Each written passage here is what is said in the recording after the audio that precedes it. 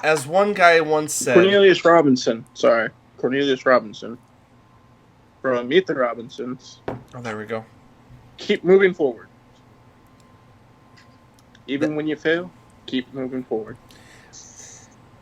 Well said, Matthew. And that being said, Lynn, is this the artistic angle we're going to get from you for the whole episode? No.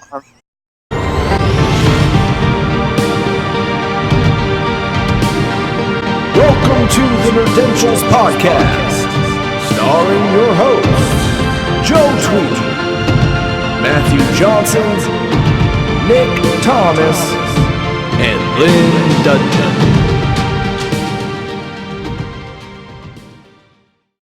And I don't have my banana. Am I recording banana? Oh, sorry. So You're good right now. As long as you don't stand up.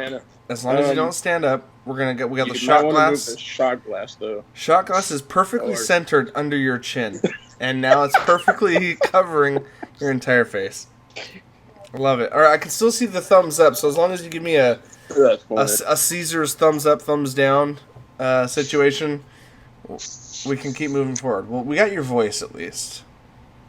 To the left. Oh wait. So how's that? Am I pretty center? Or you are perfect. You are perfectly centered. Just don't lean forward, don't stand up, and don't dip down. I know that's a lot to ask, but basically stay where you're at for at least the next hour. Okay, because I've got a toy car that's got my phone propped at the right angle, and I've got your guys' reflections going off my beer mug, so I can barely make you out.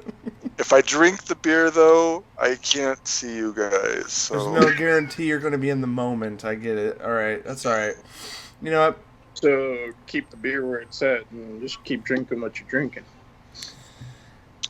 Fair enough. As my children's book once said, I think it was Tom the Cat, just keep on keeping on, or something like that. Anyway, that was a poor quote. I apologize for that, and we're going to move on. We're going to pretend that was never said. That never happened. Well, guys, on that note... Shit. Perfect. You took my line. Perfect cue, Lynn. Right as I said, he's like, oh, shit. Guys... And on that note... Welcome to Nerdentials, your weekly dose of the nerdy essentials covering film, TV, video games, and comic books. I am accompanied by two nerdy hosts this evening. Wait, I guess I should introduce myself. I am Joe Tweeden. Accompanied by two fellow nerds, the Matthew Johnson, while he tries to while he collects himself, and the Lynn Dudgeon.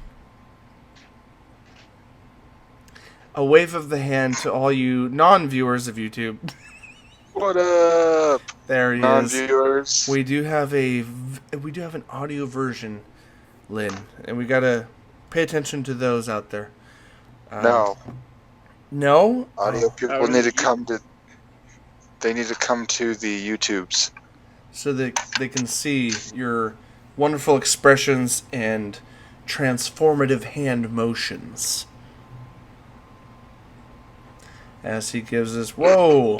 Alright, that was not sparkle fingers. I was going to say he's doing spirit fingers, but then that turned into I said sparkle. Spirit fingers. Yeah. Guys, that happened. Jazz hands. Whoa. That did happen. And guys, we are short one fellow nerd this evening. At least for the time being. We're holding out... We're holding out hope that the Nick Thomas will join us at some point in this recording. But put his face on a missing kids. One of those milk curtains. Yes, one of those milk curtains. Shout out to Old School Nerdentials YouTube. Sometimes you just gotta go with a blast from the past. You do. And Matthew, on that note... That tickles. Wow. Super awkward and inappropriate as always, Matthew. Now that now that we've all gotten introduced, guys, this is going to be San Diego Comic-Con news blowout, at least for the Marvel stuff. But I do have one bit of nerdy news not related to Comic-Con. So, you know, you know what? I'm going to throw, you know what I haven't thrown down in a while? The one jingle that doesn't mix well with movie or TV. It's the weekly dose. Let's throw that down.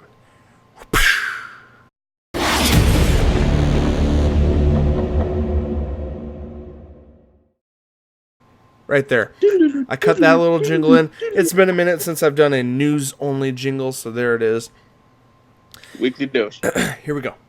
Guys, welcome to the Weekly Dose. There's a lot of stuff to cover this week and last, and we apologize, guys. We missed a week. We're going back to the weekly, and sure enough, this is your bi-weekly episode, but it's still sort of relatively current, and we're all excited about it, so we want to talk about it. Guys, thank you for joining us. Our first major bit of news to throw out there that was announced in the last week or so, at the time of this recording, was the fact that Amazon announced literally their entire creative team behind the Lord of the Rings TV series exclusively coming to Amazon. So, before I jump into this, let me just get a little bit of weight behind your guys' excitement level. Before we talk about who's involved, we've briefly mentioned it in the past, but Matthew and Lynn, Sorry. humor me for a second as you laugh. Matthew, how much hope or excitement do you place in the idea of an Amazon exclusive Lord of the Rings TV series? Just raw thoughts right here off the top, without knowing who's involved. You want to take it, Lynn, or do you want me to take it first? You want me to take it first? Well, Matthew, I'm calling on Well, you. I'll pass it you're- on to You're Lynn. gonna have to be I know what's there. I've already gone through it with you. Behind the scenes, listeners, I've already go for it. Lynn. Spoilers! Matthew. Spoilers, listeners. Spoilers. I'm a huge Lord of the Rings fan. Not a lot of people know that. One of my first books, like in middle school, for me to read was The Hobbit. So I read pretty much all the books. And with Amazon taking on this, I think it's a good idea. I like the fact that they want to make it into a series. I don't know who's behind it, but I feel that if Amazon's behind it, they have some heavy hitters behind them. Well, and Because- just a quick reminder, Matthew, what we have talked about in the past is that if you don't remember, CEO Bezos, Mr. Bezos, wrote out a check for $250 million to the Tolkien estate just for the rights to make a series. Exclusive rights to make the series. $250 million. The average budget of a Marvel blockbuster movie. Just for the rights. So, does that, even not knowing who's involved, does that not kind of inject a little bit of shock factor in that this has to be good? Not knowing who's involved yet? With knowing that now, I hope that it is good. I don't think you were there If- when we talked about it, but $250 million just to use the name Lord of the Rings. If it flops, Catastrophic failure. that one, I would be very disappointed. For one, Yeah. two, that's a lot of money to throw away for a flop. And that makes Jeff Bezos the CEO, sole family owner of Amazon. That makes him look like a very, very poor investor. Right. But it gives me hope that if he is putting out that much money, then obviously he's a fan in that aspect, hopefully. And then hopefully the acting is good. And it's not going to be like a B-rated TV show. I don't think Amazon could survive spending... I mean, they will, but with that much money thrown out... Right. Well, hold on. If it's like Bruce Campbell B-rated, I'd be down. I would watch the shit out of it. Hey, if it knows what it is, yes. If it knows what it is, Lynn, then that's a super valid statement. I agree with that, Lynn. But it's yeah. Matthew, here's the thing. We can't sugarcoat this anymore past your perspective because I unfortunately off air shared a lot of this creative team with Lynn in personal conversations, so I can't fairly ask him his opinion to comparatively yours not knowing, so we're just going to have to dive into this. Okay. What I'm saying is I like the fact that now I'm afraid. No. Why would you be afraid? Lynn said nothing negative up to this point. All smiles and thumbs up at this point. I know. If anything, I am excited for the creative team that is on this. Okay, well, there you go. Matthew, now that you know that there's some positivity behind this list, let me start listing these things off, and you can just kind of absorb what's happening here. Sound good? Okay. So, right off the back, I don't know if you're familiar with their names. I don't know their past works, but I'll go right into the writers team. But I wanted you to know that the showrunners, I should have looked this up, but they didn't list what they've done before.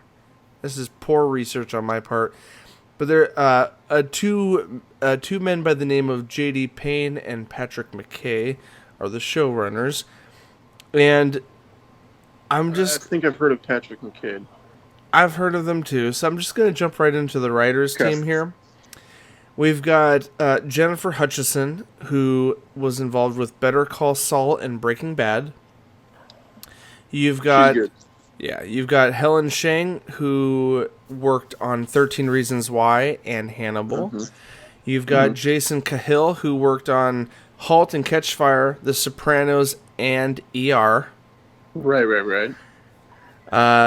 I'm not sure about... Wait, this is the writers team? This is the writing team. Yes. I'm only halfway through. Hold on.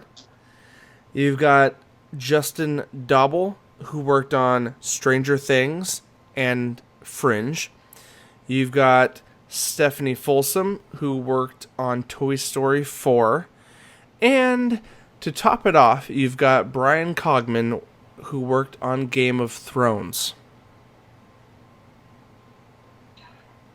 I'm going to pause a minute for emotional intake. A lot of good material there that these writers have been involved with. Right. Because every one of those shows has a writers team, but so these are writers they've pulled from those teams that have worked on those shows. Some of those names are pretty huge too.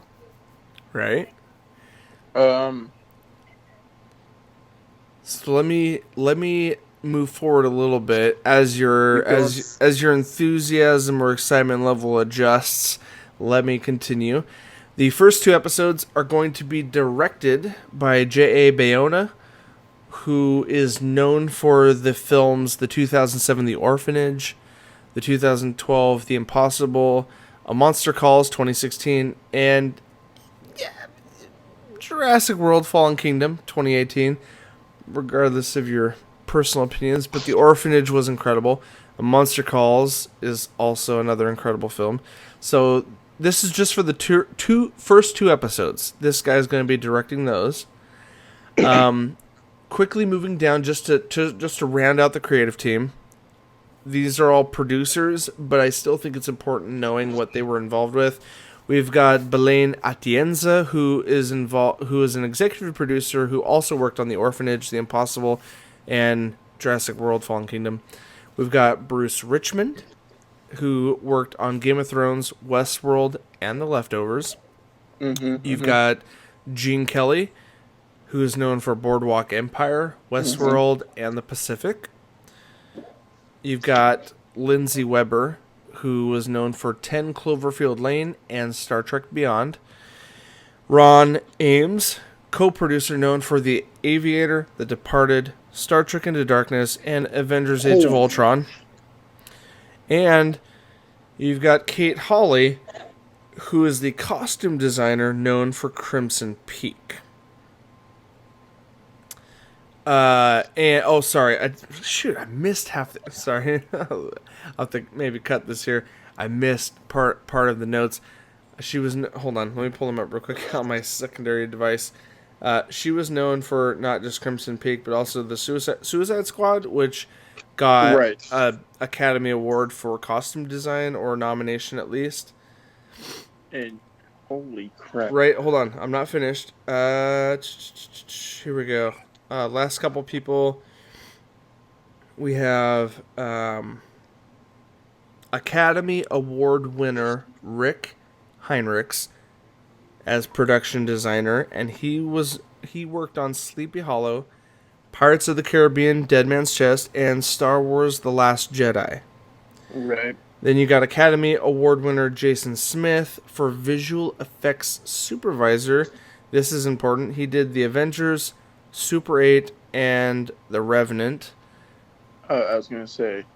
Leo DiCaprio, who also, I think, got his first nominated award for that? Didn't he? For The Revenant? Not his first, but... No, Golden Globes he won. Academy is stingy. Damn you. Tom Shippey, really important dude, super old. He's the Tolkien scholar who helped with all the original movies. The first 3 movies. All of them, including The Hobbits. Yeah. He's the guy they talk to for continuity, because he's the most knowledgeable in all the writings of Tolkien. Yeah, if you look at the director's cuts, you can see him talking to those directors the whole freaking time. That's right. The whole damn movies. I know. Tom Shippey, really knowledgeable guy on all of this content. Hold on, almost done. You got John Howe as the illustrator and concept artist who worked on the original Lord of the Rings film trilogy for concept art and illustrator. Right. So that right there, you're gonna get your visuals, and you've got Shippey, who's working on the canon for the story. Right. And you've got this massive list of talent on a lot of these films and shows that have been award-winning through their paces. So now, Matthew.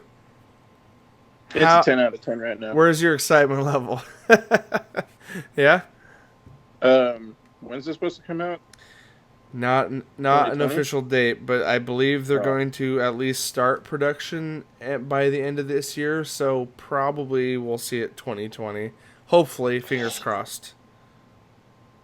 I'll keep my fingers crossed. But that alone, dude, there's so much potential. Oh my goodness, Lord of the Rings spin-off series, and it looks like it's going to do, I think, a second age or something. It's going to be something prequel-ish. It's going to be before. I was going to say, is it's it going to be before the Ring? The in between like the Hobbit series and then Lord of the Rings kind of a thing. No, I think it's going to be older than that. I think it's because if you think about it, freaking not Frodo, Bilbo Baggins is only on his 111th birthday at the beginning of the Lord of the Rings trilogy.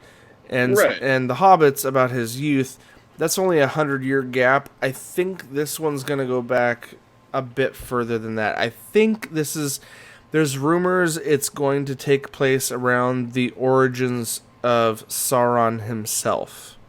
Like ring creation? Like ring creation era. Yeah. Okay. Yeah, because the elves were around for 1,000 years plus, and so Right.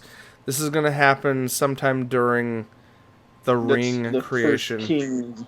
first kings, and holy mother God. And with that creative writing team and the Tolkien canon knowledge dude, there's a lot of potential there. Okay, for my hope, my hope is that they choose very wisely the actors that play in this. I'm going to throw this out there that I think the writing team and producer team alone shows that Jeff Bezos of Amazon fame has every intention on getting high class talent on this, dude. Like, I'm just hopeful, completely speculative, but that's where I'm at on it, man. It's gonna be good, dude. So, there's so much hope on this right now, dude. Like, okay. So that's, if this is the case, this is pre. Oh, what's his name? Are you thinking Golem and Schmeagol? Or no. Well, or Elrond, pre-Elrond. No, the elf king currently. I just said, is it not Elrond? Elrond, yes. Yes, Agent Smith from the Matrix. Yeah, yeah, Elrond. That's going to be before he's even around. I think so.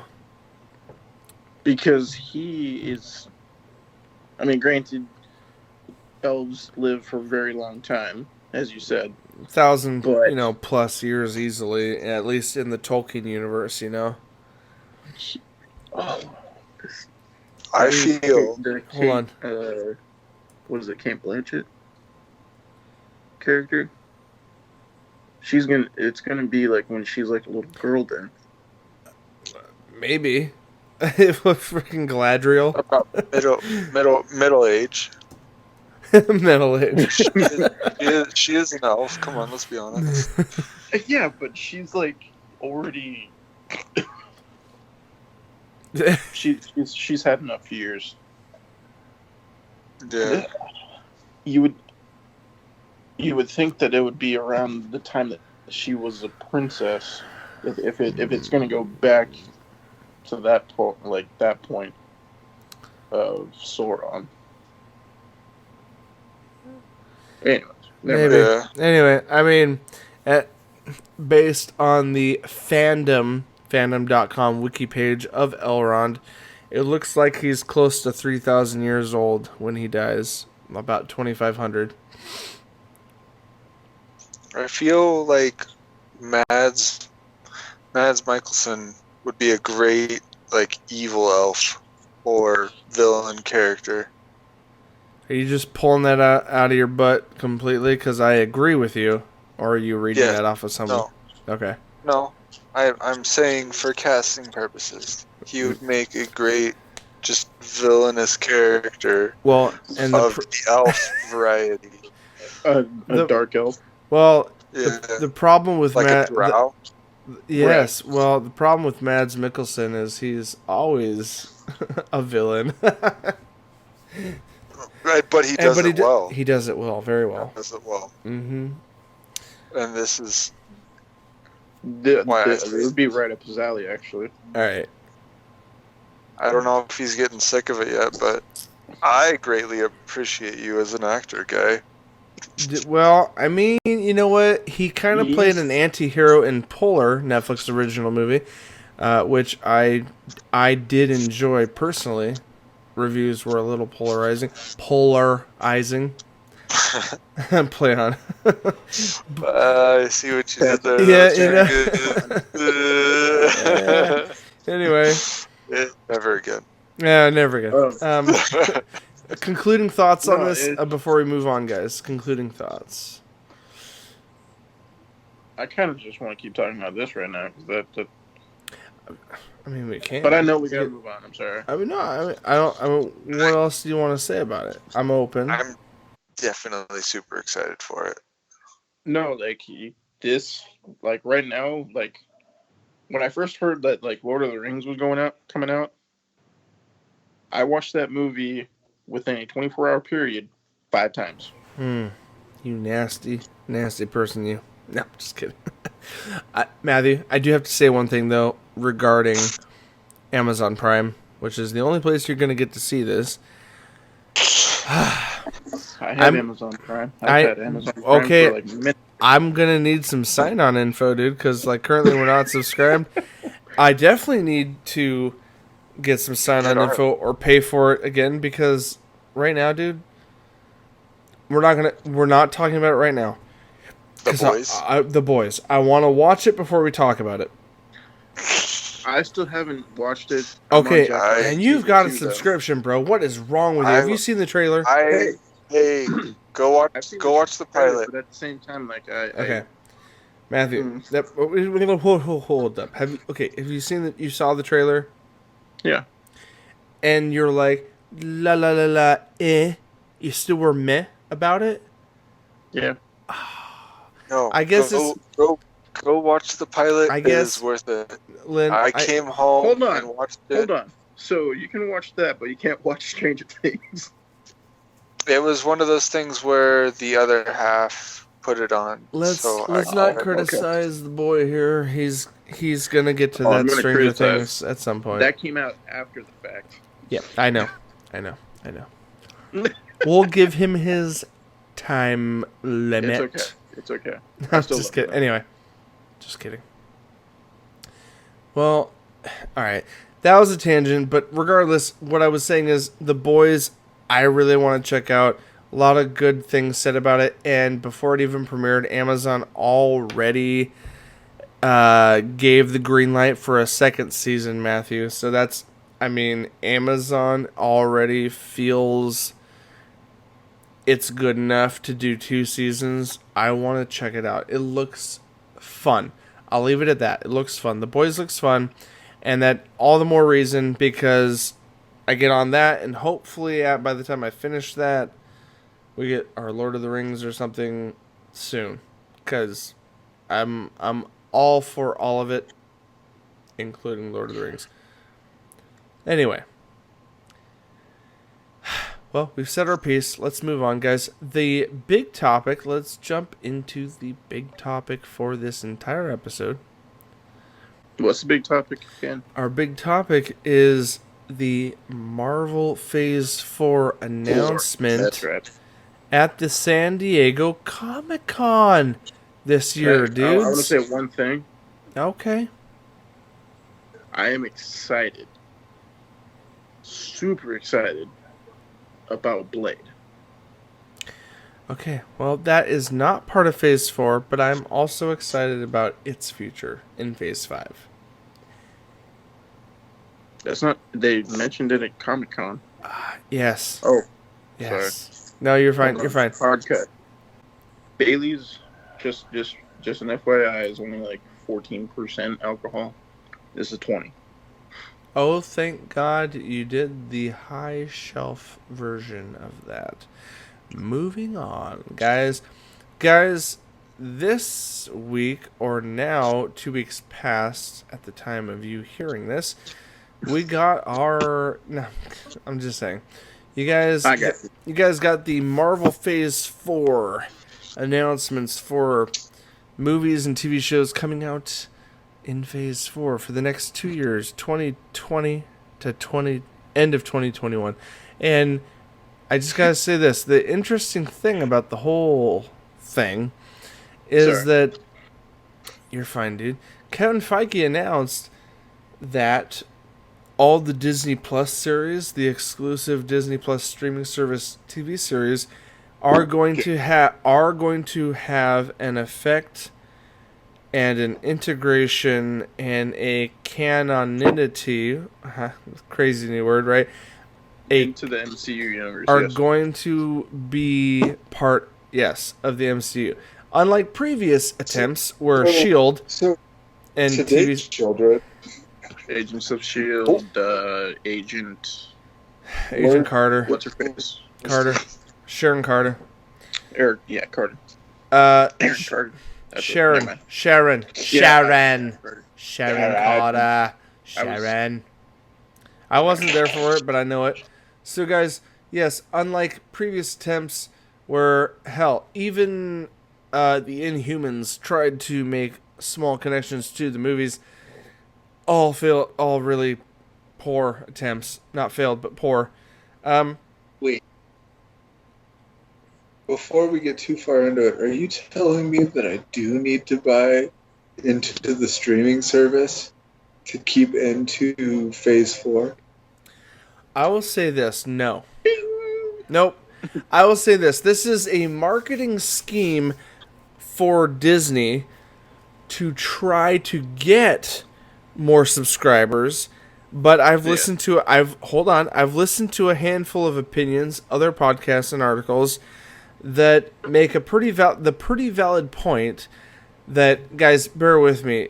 Would you agree that all the recent Marvel movies in the last few years, not the last 10, but the last few years, have done really good jobs at cueing you in through references or plot as to kind of what's going on in the greater universe, to the point where you're not a complete stranger when you come into it?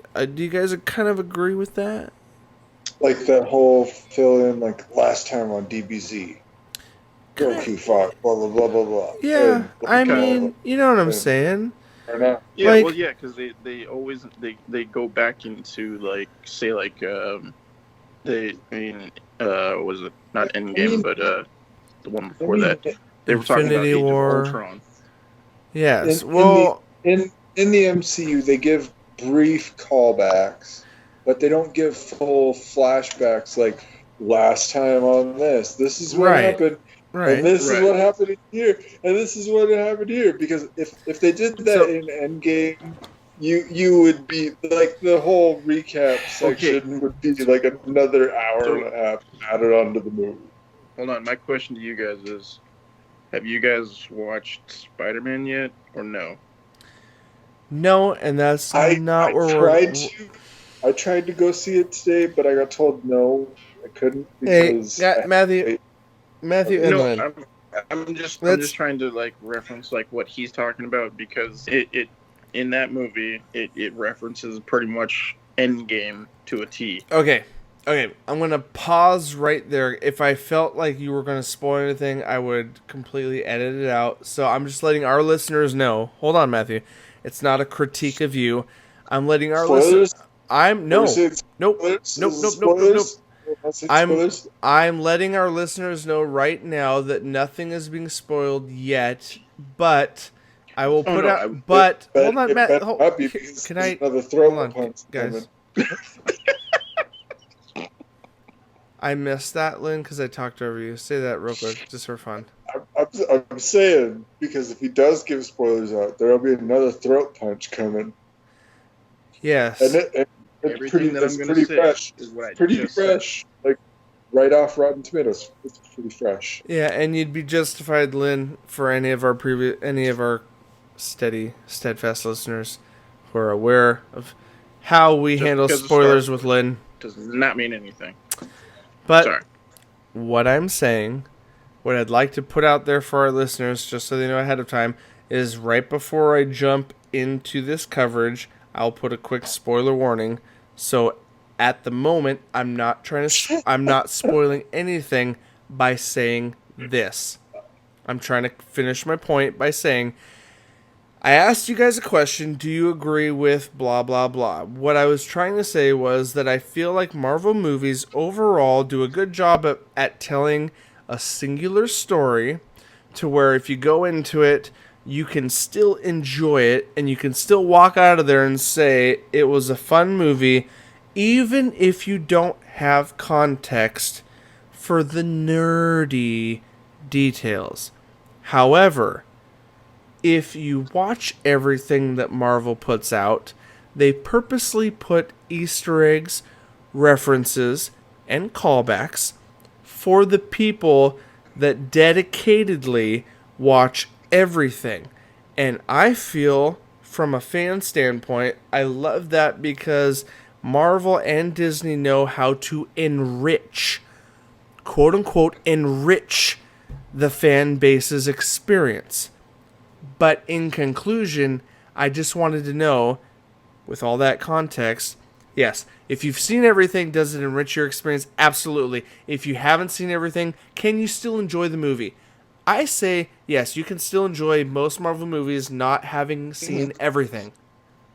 Yes, I agree with that. You want to disagree, Lynn? Go for it.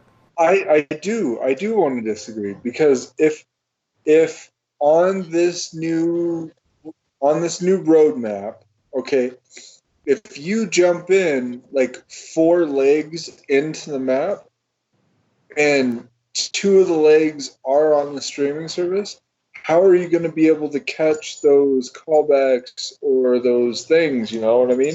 Yeah, Matthew, hold on. I want to make a point to Lynn before you add anything.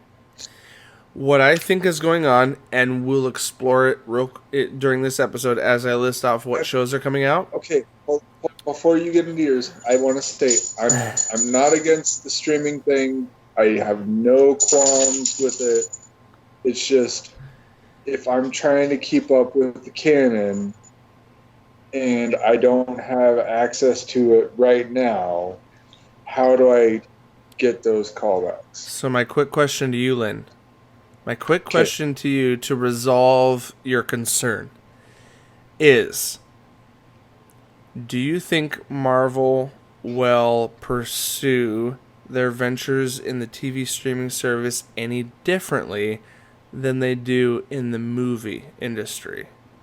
Do you think they're going to do it any differently? And what I mean by that is, do you think you've missed out on any part of the last 2 Avengers movies that were the biggest films in all of history?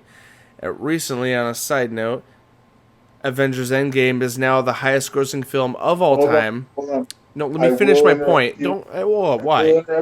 I will say that, yes, I do feel like I did miss a point, because I did not catch Ant-Man and Wasp, and there is a very big plot point there that I did miss that ends up with him being stuck in and the van in storage. And in the movie, spoilers, everybody, if you haven't seen it already, but I can almost guarantee that you have.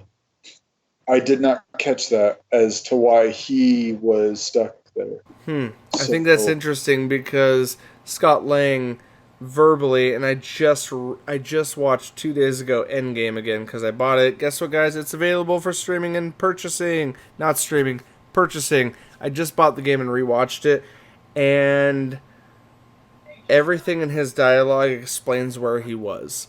You do not need to see the... By the way, Lynn, on a side note, him being trapped in the quantum realm was an Easter egg end credit scene that was not in the rest of the movie. Yes, him being trapped in the quantum realm was an end credit scene.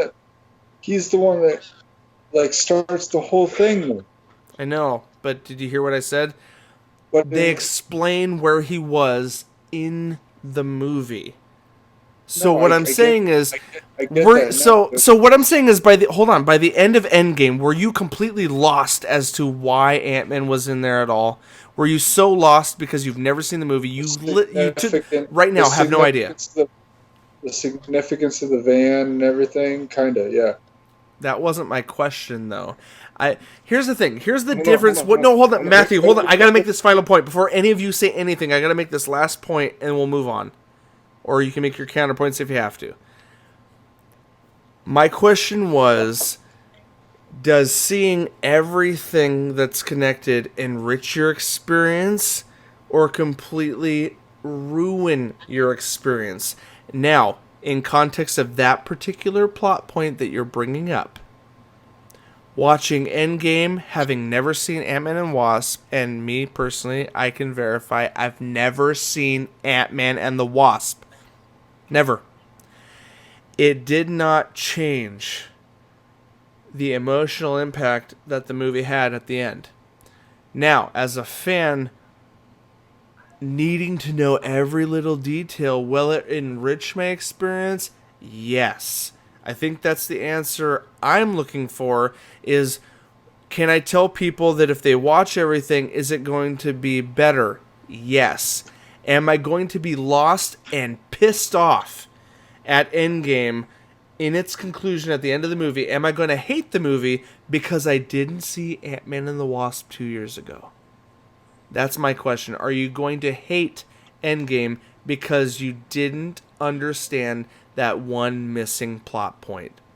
And I will respect you completely, Lynn, if you say, yes, it pissed me off because I missed that one plot point. Go ahead. I don't mean to put you on the spotlight. No, I do. I fully intend to put you on the spotlight right now. I want an honest answer. Did it piss you off? It kind of does. Okay. Because, I respect that. I'm not a... Okay. No. My thing is, okay, honestly, you can get over it as just a generic person going into the storyline who doesn't follow the entire canon altogether. You can get over it. But as someone who kind of follows it, but not to the T, it's a little annoying because you don't know how far or how much you are going to miss with the streaming service. Okay. I'm not going to disagree with that at all, dude. I completely understand what you're saying. My thing is, at the end of Endgame, do you know what happens to the female figure of the movie, Wasp? Do you know what happens to her? No, I don't. Do you? I mean, you know his daughter. You get reunited with him and his daughter at the end of Endgame, and that's where I'm at. And so I'm gonna apologize before I say any more that I am under heavy influence of beer right now, and so if I get a little too over the top about anything, I'm asking my co-host to point it out before I release this episode so that I can cut out anything that's unnecessary. Now, I'm being very self-conscious about my responses to you because I don't want to say anything stupid or aggressive. Can I intervene into this whole thing? I mean, you can interject. I don't want you to rip away anything I'm about to say. No, go ahead, Matthew. So, me being one person that has seen Ant-Man and Wasp, the whole aspect of that van being where it's at is not even in that movie. The whole premise of Scott being in the realm... He's just stuck... Okay. Just let Matthew go explain. I'm not going to over-explain. No, I get it, but just make your point, I guess. So, you've seen Infinity War, correct? Right, Lynn? Yeah. Half the people disappeared. Yeah. That timeline, at that exact moment, Wasp and what's his name get taken away. That is the whole reason why he was stuck in the realm to begin with. Where that van was placed was not even anywhere. Like, I had no clue where the heck the van was. Okay, but my concern is the correlation between the van, how he ends up in this timeline, and how he's introduced into Endgame. That you don't... It's just, hey, it's a miraculous thing, and he's there. You don't really understand it until later on, and not everything is there. You know what I think my question still remains, Lynn. Hold on. Forget all the plot, because this is going to be an hour and a half discussion about a stupid single plot point. I'm trying to make light of it. My question still remains, and it still negates the need for that plot point. My question still remains. Okay. Does it enrich you? Does it enrich your Does it experience throughout enrich all the what movies? you're telling? Okay, I guess I'm so going to answer for Lynn by saying this, and you tell me if I'm wrong. Does seeing that movie enrich your experience of the plot in Endgame? Yes, 100% it would enrich it. Does it ruin absolutely the whole movie because you didn't see it? You're shaking your head no. And that's all. I'm not asking for a deep discussion about do I miss a movie? Am I going to be ruined? Let me throw one. For him himself. Let me throw one thing out there, and then I'm done with it. It's Ant-Man's theory and idea is the one thing that leads to the way they go about taking on the whole storyline. Mm-hmm. And that's just kind of grazed over, and you don't really grasp it until he explains it towards the middle. It's thrown in there, and then the end when Tony Stark finesses it and perfects it. So I think the bigger problem here is that we didn't spend 4 hours reviewing Endgame for you to flesh out all your opinions and thoughts on the movie, because that's kind of where we're at right now in this point here, because we promised our listeners we'd do a deep dive on Endgame and we didn't. Because the point you're making is completely, absolutely respected and needed in a discussion where we're trying to rip open the movie as a movie and tell our listeners, is this movie explain enough of what we need, or does it fail at doing so? That's kind of where I'm going with it. That's my concern with going forward into Phase 4. If they put too many things on the streaming service and people don't buy into the streaming service, what are they going to miss out on in Phase 4 that they need to get towards the end of Phase 4? I will answer that right now. They're going to... Here's my personal opinion, just an opinion, not a fact. I feel that fans will miss out on a lot. They will miss out on a deep, rich, story-driven ride through multiple episodes that movies cannot convey. I think the Disney Plus service is an automatic purchase for me for two reasons. One, as a nerd, a geek, a fan of this material, it's going to enrich my life. It's going to expand the characters into depths I could not explore in a movie. It's also going to give my children and my wife access to all their horrible addictions known as Disney and the films and the franchises they're in. And for $6.99 a month, I'm all in. Co-sign that shit. Give me the monthly payment. My soul has been sold. But I'm 100% being honest when I say that. I'm making it funny. I'm making it funny, Lynn. I can't even knock it because I will end up with it because you know how my other half Lynn, is. we do a podcast that covers this ship. We all have to have it. Yeah, so here's the thing. But my concern. Hold up, everyone. Let me say one quick thing. Statements, Matthew. Quick statement. What? Anybody who loves Disney is going to buy this regardless of the MCU. We were very skeptical about that 10 years ago. A year ago. Before we knew what this was, we were very skeptical. Now, with that being said, with some of these shows coming out, just being on there, what my take is that they're going to have to integrate what that information is from this into the MCU movie, because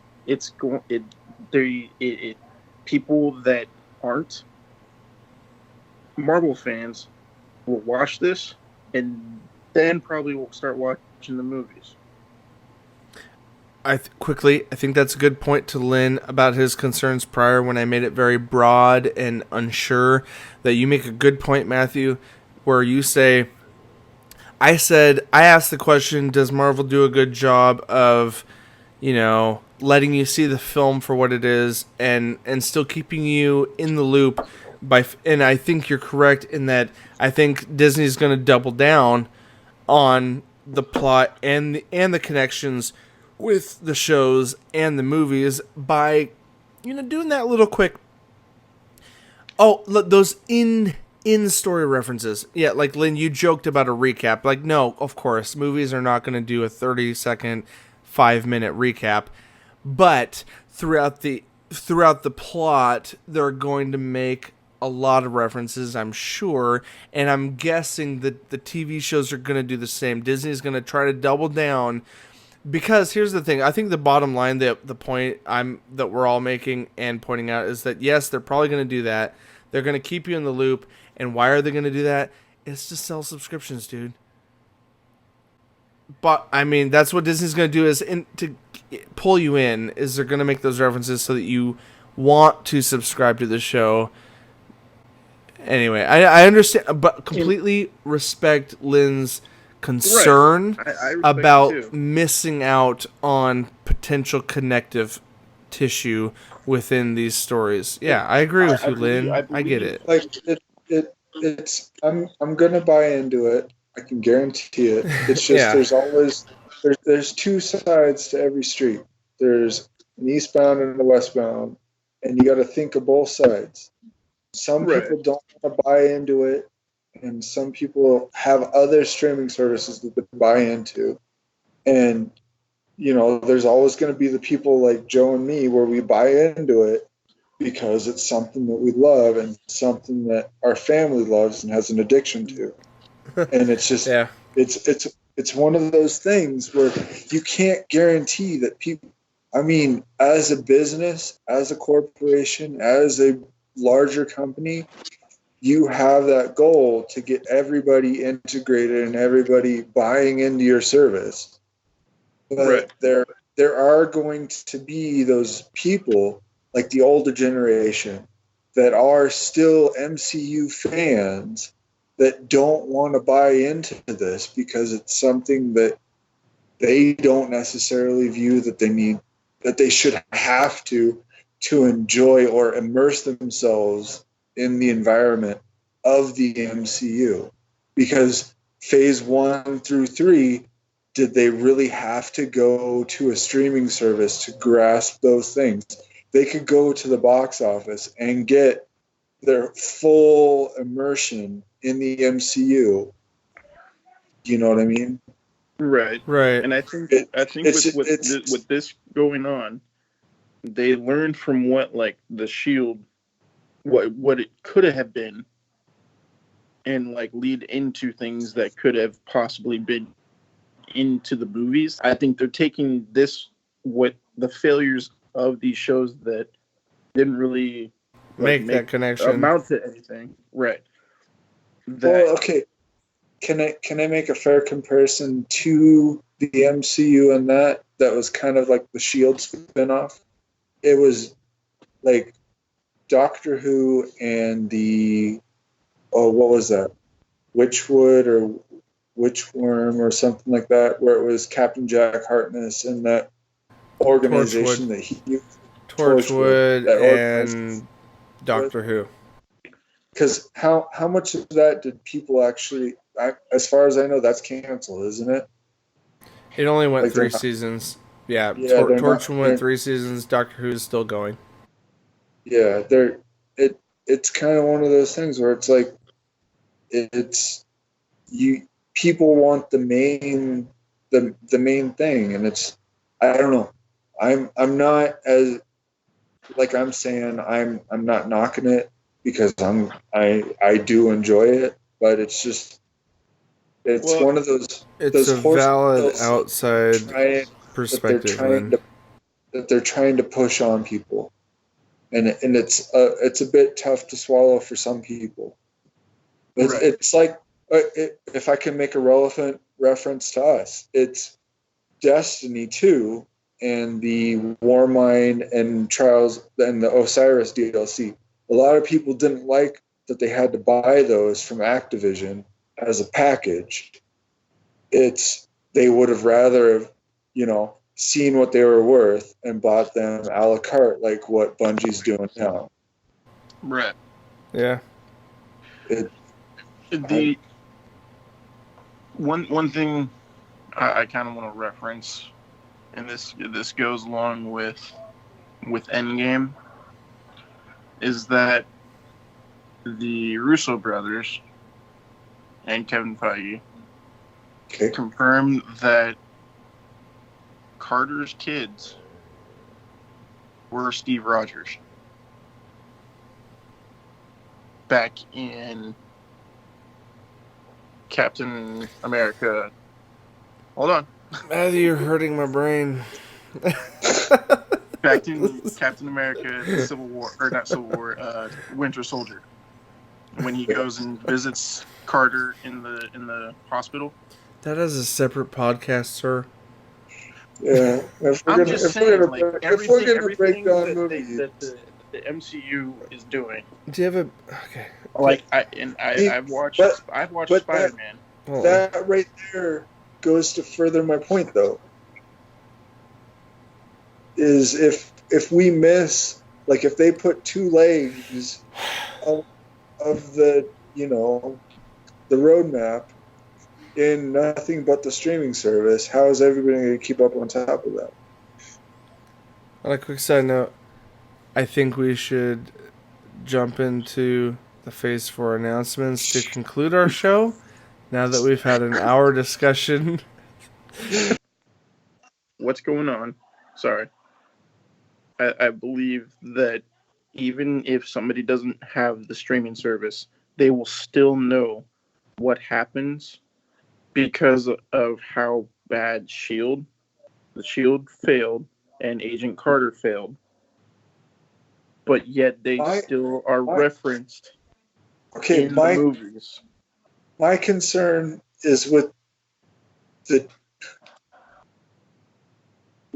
I'm just saying, I understand that there's going to be a lot of stuff that they're going to miss. My biggest concern is Doctor Strange's TV series is right in the middle of the roadmap. It's not a TV series, Lynn. No, that's a movie. It's a movie. It's the second Doctor Strange movie. There's a full movie? Hey, okay. Let's pause this conversation and let's give ourselves and our listeners some clarity as soon as we come back right after this break. Warning. Spoiler alert. Warning. Spoiler alert. You have been warned.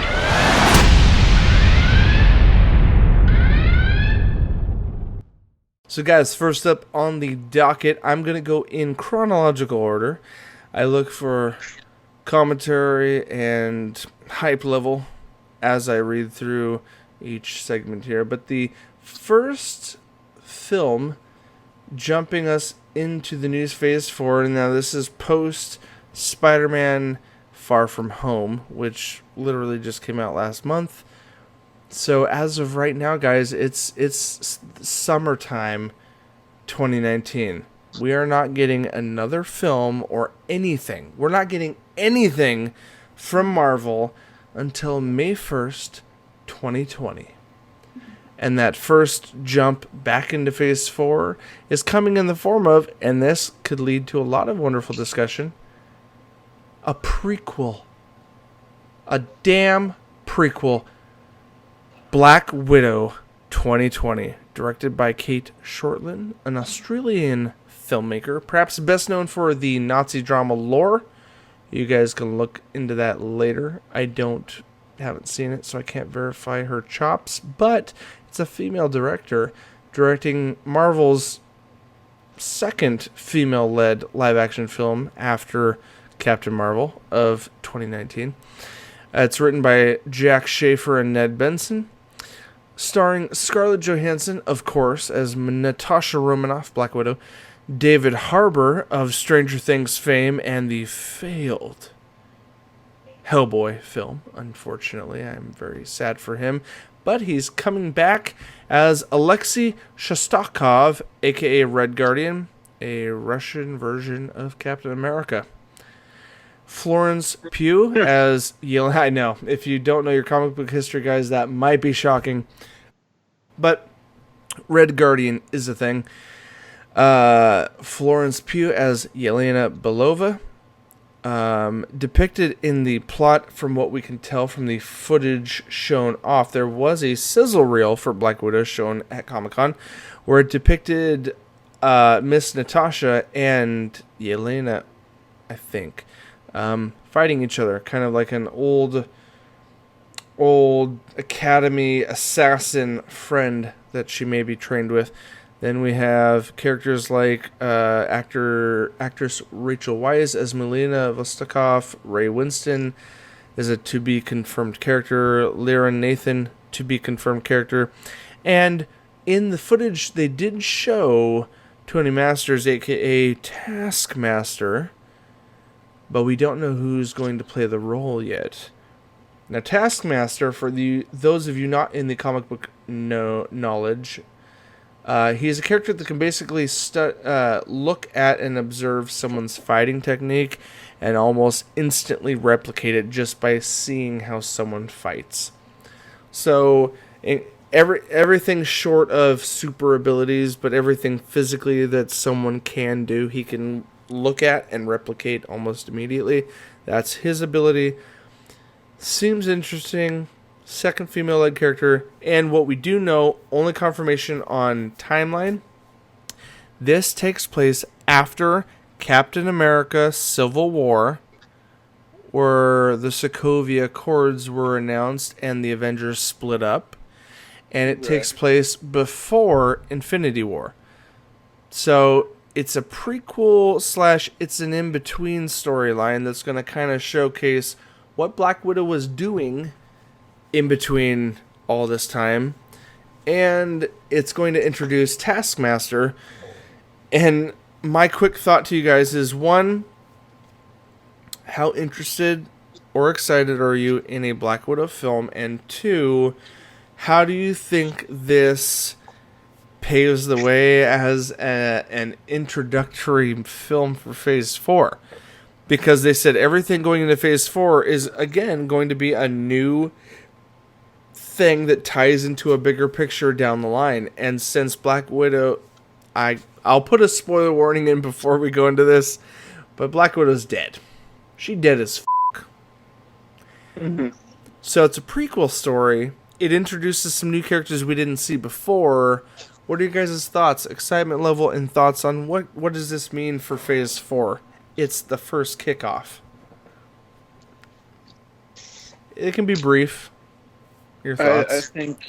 I think for myself, I mean, I'm not too excited about it, but at the same time, it's a good movie to kind of showcase what led up to things that happened in Endgame, kind of a thing. Like, the Infinity War saga. Yeah. Potential, yeah. Because, I mean, she wasn't really, like, mentioned in some of the other movies up until Infinity War and then Endgame. Right. So it's kind of a good, like, what was she doing kind of a thing. I like the Taskmaster as the villain. Okay. And I like Scarlett Johansson as an actress. So, I mean, it's kind of over the fence, but at the same time, I'm kind of holding back on, like, if it's going to be worth it, kind of a thing. So I'm going to add one little last tidbit of flavor to the information here that I've gathered from the footage that was shown. Is Comic-Con people are describing this as very much a Jason Bourne film in its filming and presentation. So that's interesting. It's definitely, like, coming out of the Infinity War saga, I think Marvel and Disney are now at this point, Disney's made 4 films have hit the $1 billion mark. That was news this year, this week. that Disney has money to spend and Marvel's made a big enough presence that they can kind of put in niche genre stories that are different than the typical superhero cape and spandex. Right. So, throwing that out there, my thoughts, I'm intrigued and interested in seeing Scarlett Johansson play an action thriller that is based in the Marvel Universe. I am very speculative and curious about what it's going to do for Phase 4. I'm going to pass it off to Lynn. That was my thought. Pass it off to Lynn. Any quick thoughts, sir? So, I will say that being a member of the Avengers, it will be nice to see that missing piece of the story that was there of the prequel. And being a fan of the Taskmaster from the Marvel vs. Capcom fighting series, Nice. it will be nice to see his introduction into the storyline, also being a Spider-Man villain as well. See where he ends up, and if he continues on with the series later on, it would be nice to also see what happens with Taskmaster. So I'm kind of excited for it. Nice. Yeah, I'm not super knowledgeable on the Black Widow comic book line, but that is the speculation. Like, Taskmaster must be one of the missing links to, like, I mean, I don't think they're going to revive Black Widow into the present day. So, what other characters in this story are going to play into Phase 4? Or, because, I mean, it's the first Black Widow film, and I wouldn't be surprised if they don't do a Black Widow 2 kind of thing.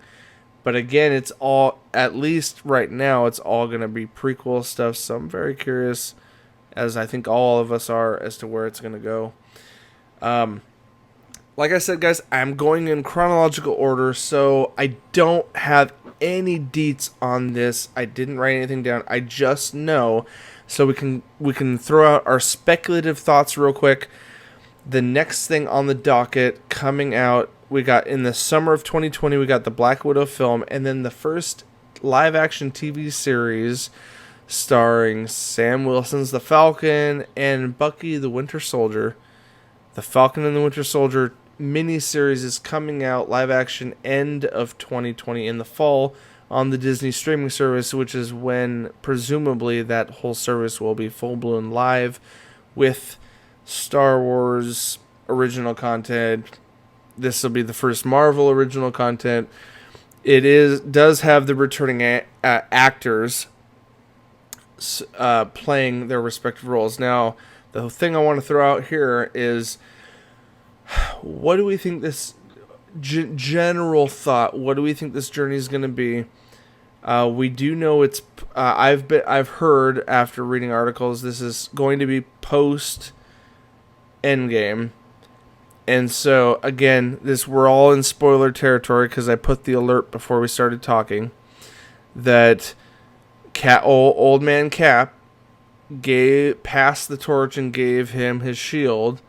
Now, but it's called The Falcon and the Winter Soldier. So, my initial thought is this is going to be a little bit of a journey series leading to him. Like, maybe the government doesn't want to see him take on the mantle as Captain America. And maybe this series is going to lead to us at the end seeing him finally become Captain America. That's my theory. I'm excited for it. It's the least exciting. They're the least exciting characters to me and the fan base, but the premise of that idea excites me, and so I want to get your guys' quick thoughts on what do you think it's going to be about, and do you care? Matthew, if you don't mind, I'm gonna throw it to Lynn first. I see a little bit of the waving of the face with this, maybe on thoughts.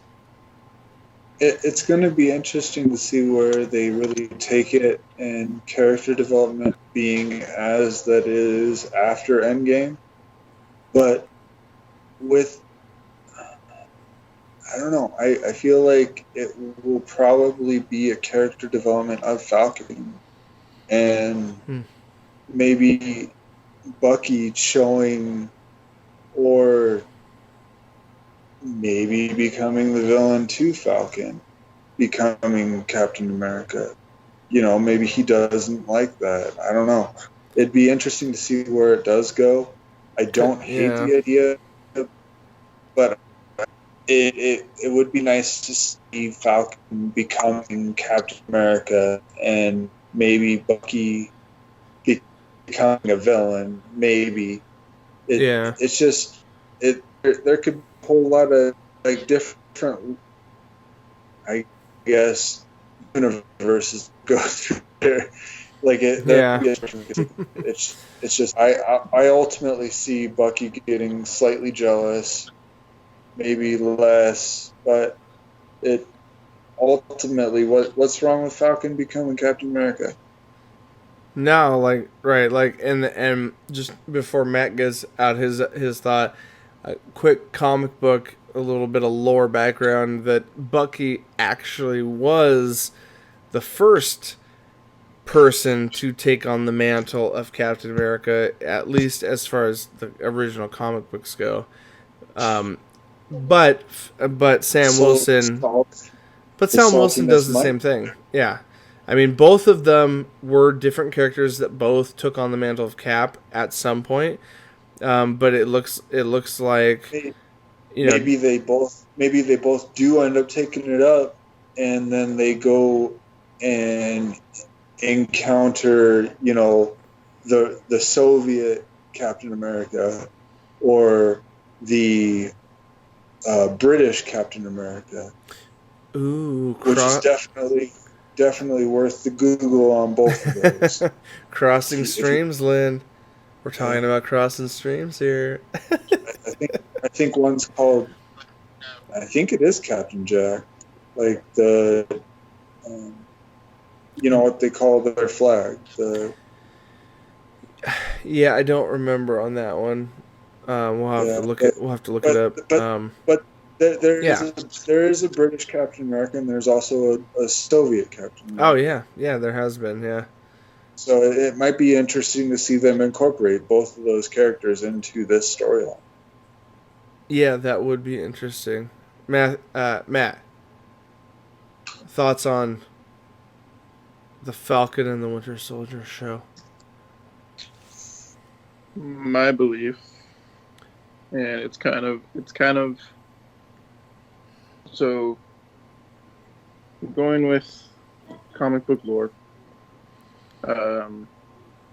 Falcon actually becomes Captain America because Winter Soldier doesn't want to do it because of reasons, because he feels like he can be turned at any moment. Reasons. My thinking is that Falcon doesn't become Captain America. I believe it's going to be Steve Rogers' son later on. I think what this is going to be is like a setup for that aspect. Crazy twist. Because Steve Rogers' kids would be about the age of what's going on right now. You think? To take on the mantle of Captain America. You think they would be? If you're going along with, like what I was talking about with Carter's kids, two kids, the son and daughter, being Steve Rogers. Oh, fair enough. I know. I'm just messing. I think what this is leading up to is that kind of aspect of they're gearing towards a younger, like MCU. Quite possibly. Yeah. Yeah. But that's my take. All right, Matthew. Fair enough. We shall leave it to the ether. as we wait for it to come back down. So, guys, moving forward, coming off of summer 2020 with Black Widow and 2020 the fall with the Falcon and the Winter Soldier, we have our next entry, not escaping 2020, November 6th, 2020, we have The Eternals, which we have finally gotten a full casting for. We heard rumors weeks ago as to what this could be about, but James Gunn was going to set up the space, the outer space portion of the Marvel Universe, but, you know, we won't drudge up those old conversations.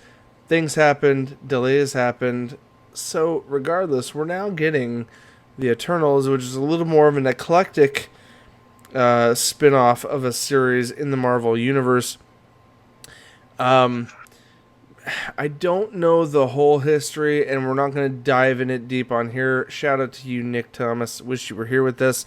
You could probably really unfurl some of these details for us.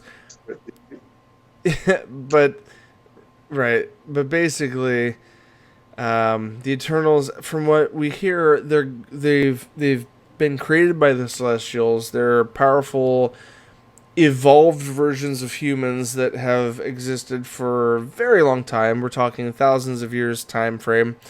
What we do know is the casting. So right now it is directed by Chloe Zhao. She's a Chinese film director, screenwriter, and producer. Her debut feature film was Songs My Brothers Taught Me in 2015. It was an indie film that premiered at the Sundance Film Festival. Her second feature film, The Rider, 2017, was critically acclaimed and received several accolades, including nominations for Independent Spirit Award for Best Film and Best Director. So, seems like a strong female-directed choice. She's got a couple things under her belt, but Marvel kind of does this. They hire some... At least on their new properties, they've been known to hire some relatively unknown directors to kind of showcase a lot of their newer properties that aren't familiar to the world. And so far, it has been successful. Taika Waititi was one of those who was known for a handful of things, but wasn't like predominantly a well-known director until Thor Ragnarok. And we'll get back to him later as far as what he's going to direct next. But this film, The Eternals, is written by Matthew K. Firpo and Ryan Firpo, a brother duo who's going to be writing this. And our first casting list, big names were thrown out there. Angelina Jolie.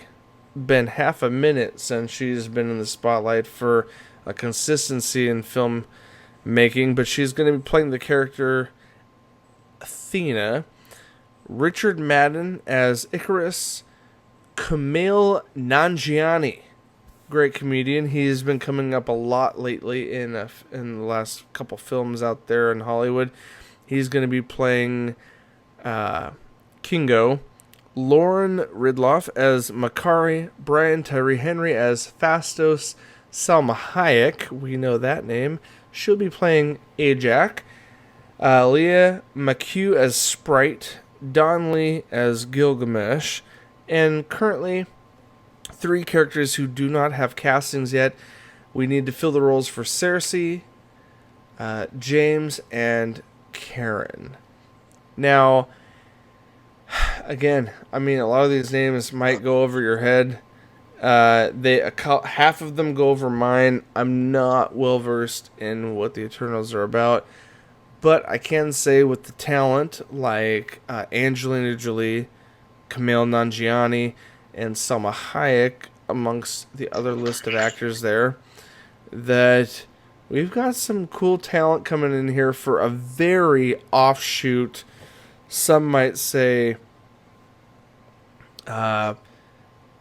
non-traditional genre film for Marvel. We're going very celestial origin on these things. General excitement or thoughts, guys? I mean, I know our knowledge base is limited on what the Eternals are about, but So the Eternals, it kind of goes along on the basis of Captain Marvel. This is kind of like a second Captain Marvel movie, so to speak. Mm-hmm. Because her background is a part of the Eternals. They're basically like the first superheroes in aspects. They are gods. If you'll permit me In for the MCU. half a second, Matthew, let me just read the first paragraph on the Wikipedia about Eternals, just to kind of give ourselves and kind of our listener base an idea. Right here it says, the Eternals are a fictional race of humanoids appearing in American comic books published by Marvel Comic Books. They are described as an offshoot of the evolutionary process that created sentient life on Earth. The original instigators of this process, the alien celestials we keep referring to, intended the Eternals to be defenders of Earth, which leads to the inevitability of war against their destructive counterparts, the Deviants. The Eternals were created by Jack Kirby, classic comic book philanthropist, and made their first appearance in The Eternals #1, July 1976. So that's kind of the time frame for comic book nerds out there as to when they came out. Yes, I mean, they've basically kind of their own little faction of galactic defenders of the planet Earth, with what seems like the Deviants, which were kind of like maybe the children that didn't turn out okay during the Celestials' creation of these individuals. Yeah, they would be like the crawl or whatever the heck they're called for Captain Marvel. Yeah. Here's the Deviants. Here's an interesting point. It says the Eternals saga was thematically similar to the New Gods. Shout out to the DC Universe, who's currently working on the New Gods.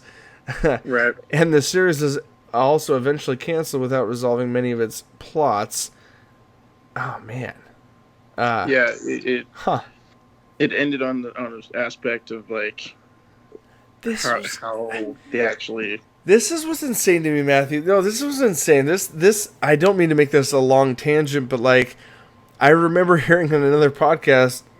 Shame on me for not being able to shout out the cast, but another group had talked about and pointed out to me that the Eternals was such a short comic book run, like such a niche story, not just a niche story idea, but also was such a short-lived comic book run that it is insane to me, and I think all of us, and just a realization of how confident and capable Marvel and Disney are, that they're taking something that didn't last long at all and is such a niche idea, and they're gonna make a full-blown film out of it because they know tickets are gonna sell. Like, well, that's insane. I mean, Black Panther, I mean, props to all its cultural reference and all the people involved in it, but prior to it coming to the theaters, that was also a comic book series that was just not a huge mainstream. I didn't have a huge mainstream identity. Sorry. Right. No. Like the Inhumans.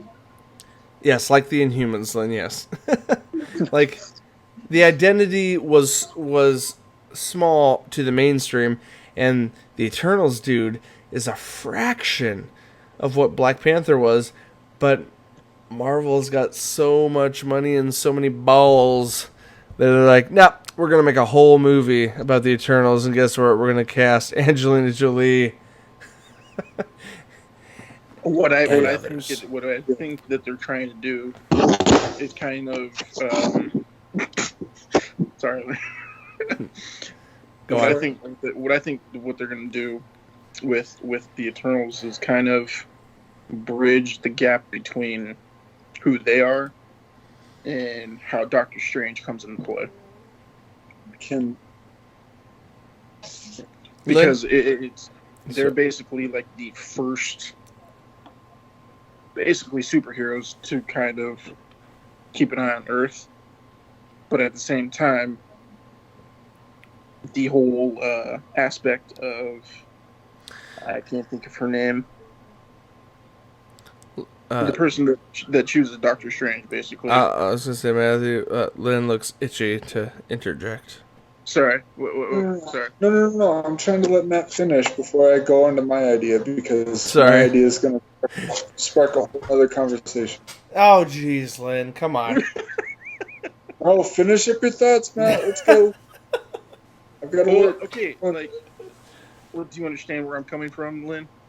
No, I get what you're saying. I see your the timekeeper, basically. She has like a time. She has the time stone, right?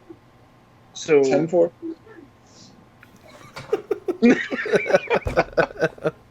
Okay, let's just let Lynn go off. Go on, dude. What's up? Fine. Sorry. Okay, I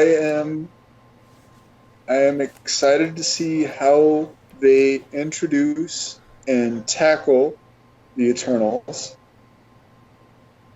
And I will say that I think this is the way that they are going to introduce the mutants of the MCU into the film and Disney streaming service of the MCU altogether. And that's how they will bring the X-Men full circle. Because the Eternals are, unlike the Inhumans, which the Celestials create as the Immortals, the mutant or human variants of the space beings. Mm-hmm. I like dumb it down to how not comic book nerds would get it. So, do you think that's going to bring in Silver Surfer then? I think it will open up the idea of the Fantastic Four, the Silver Surfer, and the X-Men altogether. Well, so, because Silver Surfer is actually a part of the whole Celestial. Yeah, ultimately, yes, he is. And I think that will be maybe the new, or the reimagining of Doctor Doom and the reimagining of several other villains that can be incorporated into the MCU that aren't necessarily completely tied to the Fantastic Four. Or the X-Men altogether. Do you know what I mean? It kind of opens up. Yeah.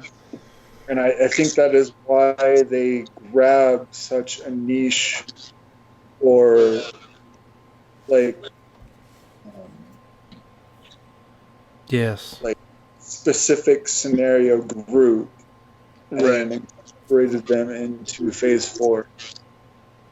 AKA the first X-Men, because they are. So, this conversation could go real deep. It could go a lot longer. Oh, I'm not shutting you down, dude. Sorry, go on. All I'm saying is I would like to see the direction and how they tackle this ultimately, but I do feel like it is a good thing maybe heading into Phase 5, if there is a Phase 5. I would definitely enjoy it. Possibly the recreation of Wolverine. and the incorporation of Deadpool. Okay, quick side note. As we continue, we'll move a little faster through the next couple points because I don't have a lot of details on the next couple ones. The Phase 5 concern can be washed away, Lynn, because, yes, I know a lot of fans, comic book fans alike, will know that Kevin Fiege announced years ago that there were only going to be 4 phases. This is before Disney bought everyone out and said, "Nah, bitch, We gonna keep They going. Now They hold on. showed at Comic-Con that that Blade was going to be Phase 5. I know that this is my point. I'm just kind of making light of it, making a joke by saying that this was before Disney bought everyone out and said, "Nah, we're gonna keep going." So, This but is a cash cow. We're going to keep going with it. but I mean, let's not neglect the fact that Kevin Feige, being such a fanboy, now gets access to literally hundreds of more characters that he didn't have before. I'm just the only. Didn't they acquire Fox? So then now that he's got, I know that's he's my. got all That's, that. I know that's what I'm saying is because that Disney owns so many more characters now. Kevin Feige is like, well, I was gonna stop at 4, but shit. Disney's like, nah, we're gonna go forward. You need to bring the X-Men in, and blah blah blah. ... All these other characters. So Here's the real question: will we get more than 2 X-Men, like Colossus and Negasonic Teenage Warhead? one big side note.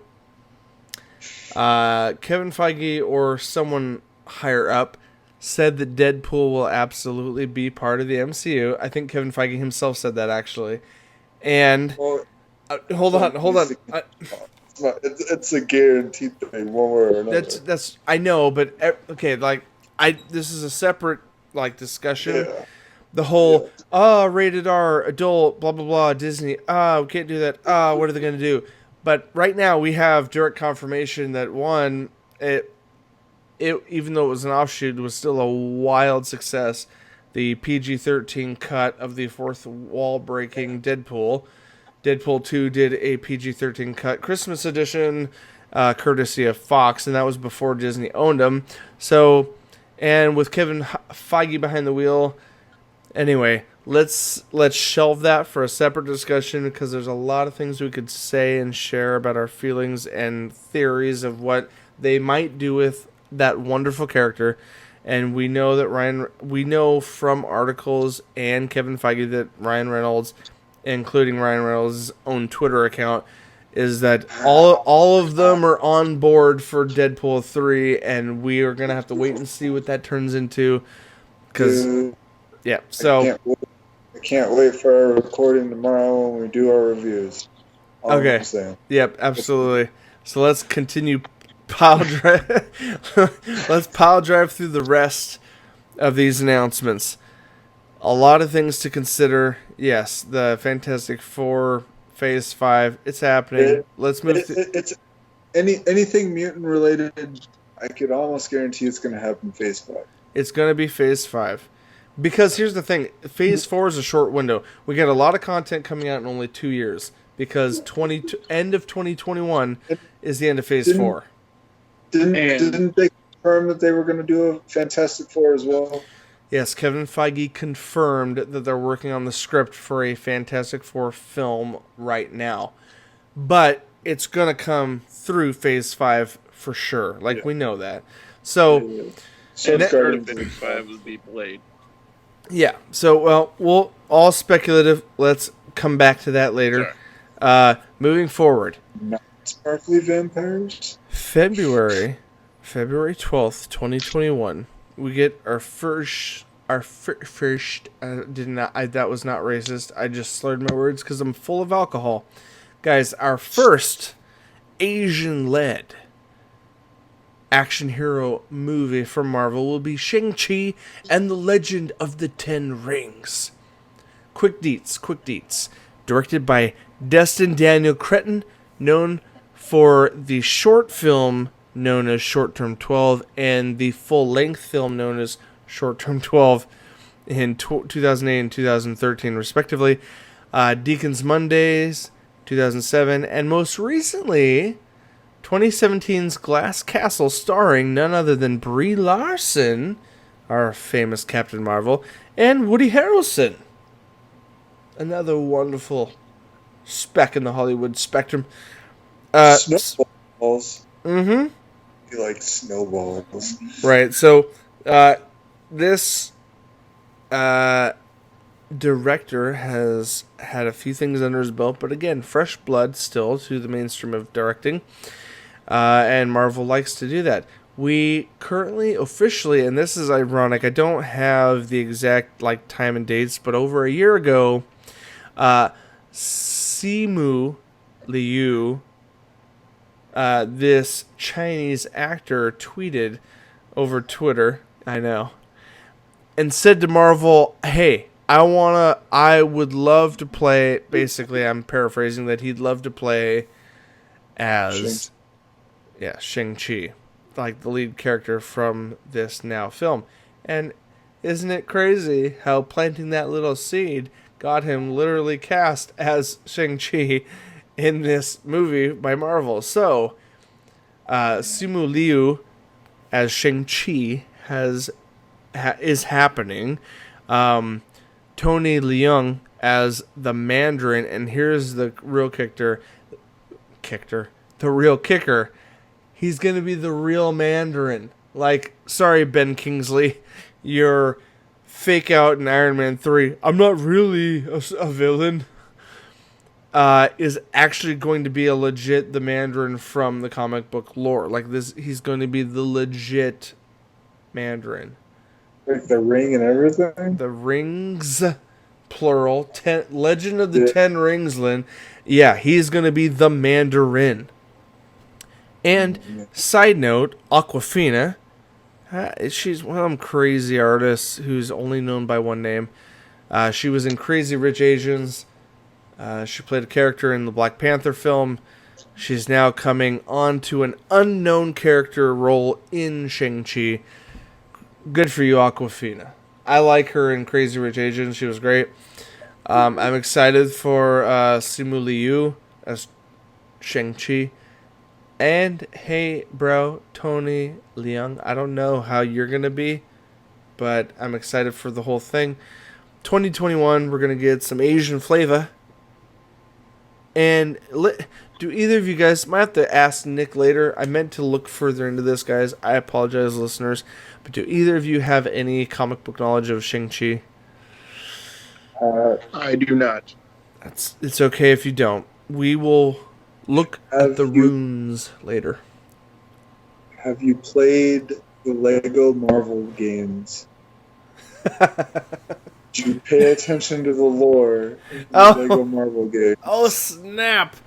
Fill me on Even if if you haven't read the comic books, they go pretty in depth in the storyline missions of the Mandarin and how when you unlock the Mandarin. Well, okay, no, I know who the Mandarin is. Of the Shang-Chi storyline. I just don't know that whole. Yeah. Not enough for the Shang-Chi.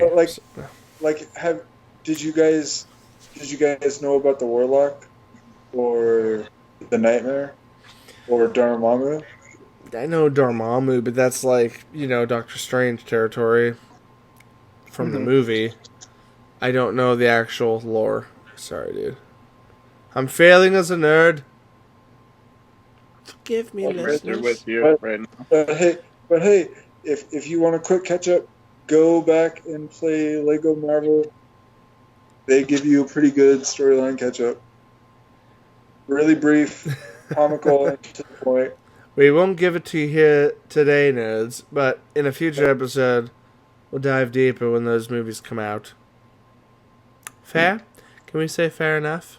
There. I'm excited for this one.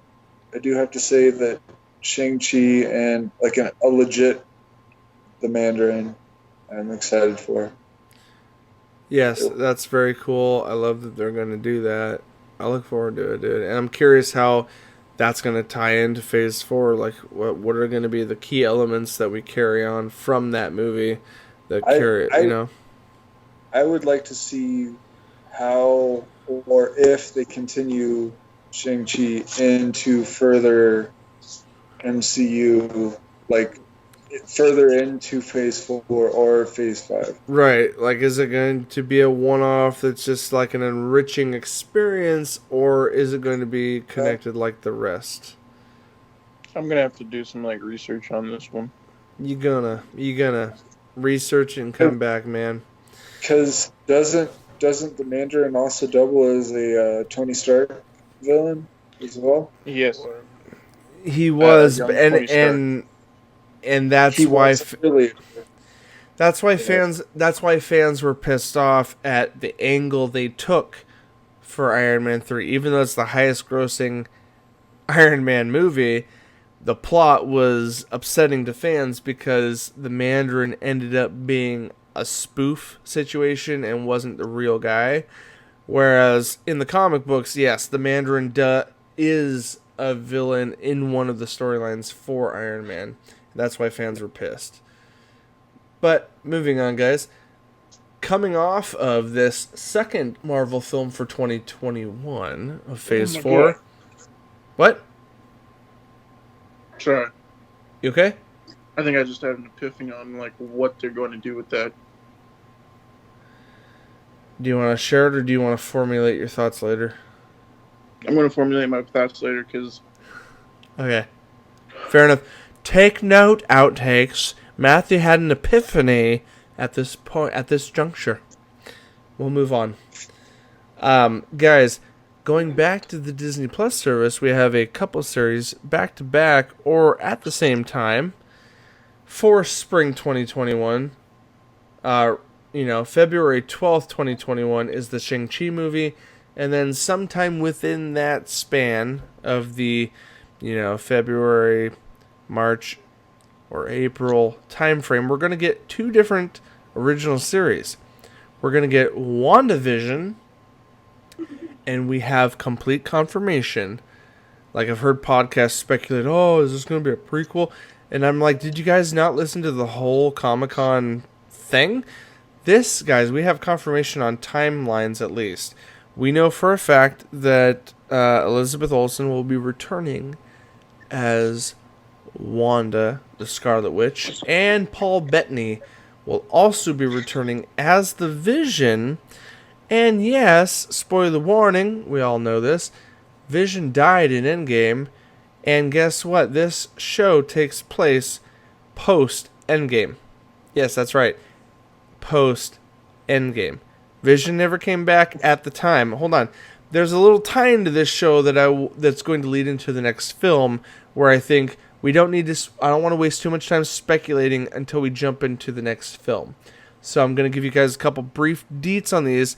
All we know for WandaVision is it's a miniseries post-Endgame, and it has Paul Bettany and Elizabeth Olsen as Scarlet Witch and the Vision. And that it's going to be about them and their relationship somehow, even though it's post-Vision being dead. Now, real quick, I want to list off the next two things, and then I want to get our speculative thoughts as a group, because these are happening quick fire. You've got the Shang-Chi film in February. You've got WandaVision, same time frame. We've got Loki, starring Tom Hiddleston. And we have been confirmed by Kevin Feige that this version of Loki will be the little mischievous bastard that escaped with the Tesseract in Endgame. That branching timeline that we all speculated might have happened because they never returned that stone to its original time. Because Tony screwed up. Spoiler warning, blah, blah, blah. So now we have an alternate Loki that's still alive, and we're going to follow his adventures as to what happened when he disappeared. We'll come back to that in a minute. So we got two shows that we can give our thoughts on with minimal information on plot. But shortly after, the next Marvel film on May 7th coming out of the spring will be May 7th, 2021, Doctor Strange in the Multiverse of Madness. Quick deets. It's directed by returning director Scott Derrickson, who did the original Doctor Strange. He also directed 2012's Sinister and 2008's The Day the Earth Stood Still. It's also written by Scott Derrickson and C. Robert Cargill. It is currently starring, at the time of this post, we know it will have recurring Doctor Strange actor Benedict Cumberbatch and Elizabeth Olsen as Wanda Maximoff, Scarlet Witch. There is currently no additional casting at this point that we know of, but we know Scarlet Witch is involved with Doctor Strange in a title called In the Multiverse of Madness. Guys, get behind me for half a second. We're almost to the end of this whole thing for what was announced from Marvel. What the f***? We got WandaVision, Scarlet Witch, and the Vision post-Endgame. We have a Loki spin-off that came from Endgame. And then we have the movie, Doctor Strange in. Not Doctor Strange and the Multiverse. Not Doctor Strange, the Chronicles of. This is Doctor Strange in the Multiverse of Madness. And I will throw this out there and then open it up. Speculation is with that title in the Multiverse and with Scarlet Witch coming into play for this film, that there is going to be some heavy laid multiverse manipulation from one or both or everyone involved, and it's going to be one screwed up, crazy ass roller coaster ride of a story. I've watched some video breakdowns of what villains could be involved and where this could go, but Matt is scratching the crap out of his head, and that just tells me he's got thoughts. Lynn, if you'll oblige, I'll pass it to Matt first and have him give me his spiel. What do you think, sir? So, Scarlet Witch has the ability to manipulate universes, multiverses. Or create. Yes, create things, manipulate time, if you will. And I think that's the whole premise of like what the whole WandaVision is going to be, is the fact that she was in love with Vision for so long that she just couldn't live without him, and brings him back into the MCU. Loki, being the devious person that he is obviously elsewhere in the universe. Yeah, I figured there wouldn't be too many heavy ties right now, initially. But I believe that he, at some point, comes back, and it leads into the whole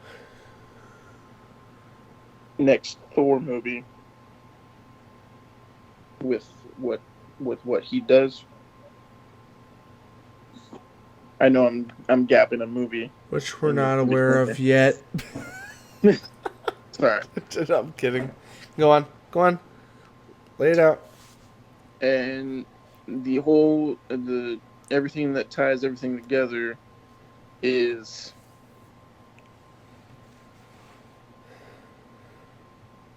the movie. Oh, you just said it. Doctor Strange and Doctor Strange in the Multiverse of Madness. Yes, that. So that movie is going to showcase what I believe. Sorry, I'm getting kind of tired at the moment. Dude, it's getting late. Keep going. Push. Sorry. We're almost there. Push. That right there, I think, is going to bridge the gap between those two shows on Disney Plus going into Thor.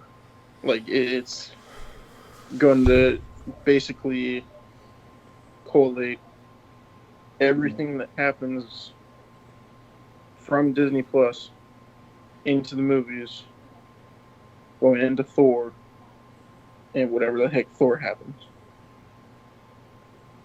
And you will see Loki at some point back in, the big screen. Absolutely. I'm gonna shorten up my thought real quick, Matthew, and then pass it to Lynn. I agree. Yes, this film is going to probably, in the grandest of Marvel styles, tie up a lot of, or interject a lot of crazy things because of the multiverse idea.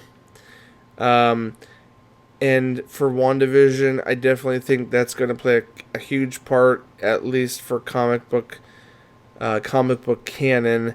That Nick, I'll shout out to Nick. He's always pointed out to us during these conversations. He's like, "Well, hey, in the comics, Wanda actually creates her own reality where Vision is there again."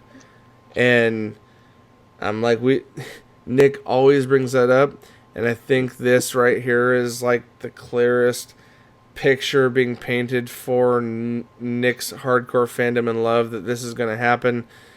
And Lynn seems on board in the same way, so I'll tie it up all by saying that I'm excited for WandaVision. I'm intrigued for Loki.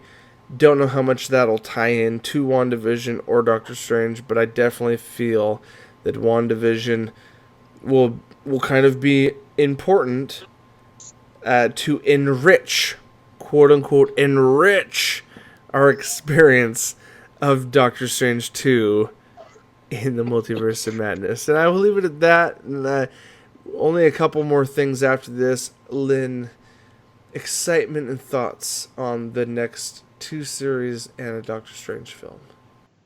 So WandaVision.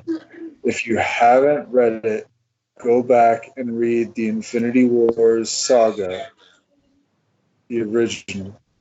Okay? And then I really hope that they incorporate the 2 kids that Vision and Wanda had into this series.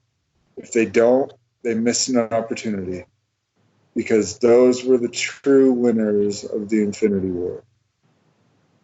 Now, with Loki, I have a feeling that they will incorporate all of the dead MCU characters in, as well as alive MCU characters, and tie them all up and incorporate them back in and figure out a way to make Loki either pop up in the new Thor movie or into Phase 5, which will be Guardians of the Galaxy.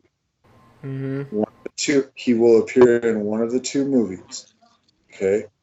And then for Doctor Strange in the Multiverse of Madness, I have a feeling it will break down everything that goes through Doctor Strange's mind in every brief glimpse that he goes through the universe.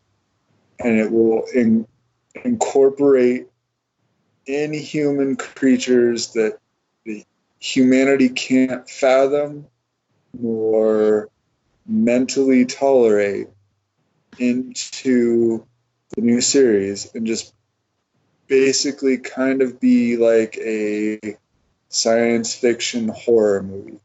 I'm hoping for that, because that's what it should be. Well, two things, Lynn.